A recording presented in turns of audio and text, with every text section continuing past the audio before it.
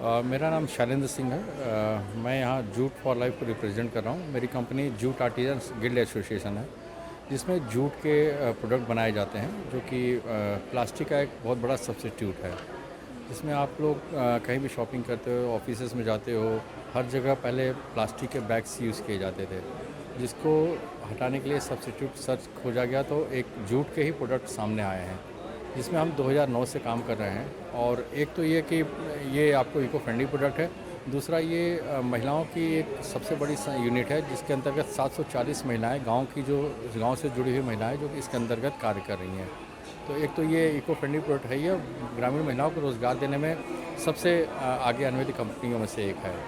ये महिलाओं को समूह बना करके उनके घरों पे उनको काम पहुंचाया जाता है, उनसे काम कराने के बाद इकट्ठा करके उसका मार्केट में इसको पहुंचाया जाता है।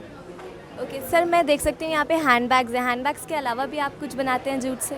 जितने प्रोडक्ट है ये हैंडमेड प्रोडक्ट है। हम लोग देसी उसको बढ़ावा दे रहे हैं, जिससे कि हमारे प्रदेश में जो इको फ्रेंडली इसका चलन है उसको बढ़ावा मिले और स्वदेशी रोजगार को बढ़ावा मिले। आपके प्रोडक्ट्स की रेंज क्या है? मतलब किस तरह के अफोर्डेबल प्रोडक्ट्स हैं या किस?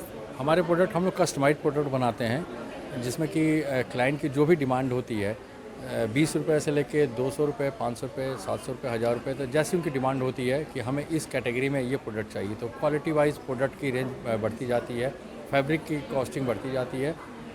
हम लोग कोशिश करते हैं कि कस्टमर को उनके बजट के अंतर्गत उनके प्रोडक्ट को दे सकें, जिसमें हमारे कॉर्पोरेट क्लाइंट्स की जैसे डिमांड होती है कि उनको 5000 बैग चाहिए, जो कि 50 रुपये के अंतर्गत चाहिए, हम उनको कस्टमाइज़ करके वो दे देते हैं।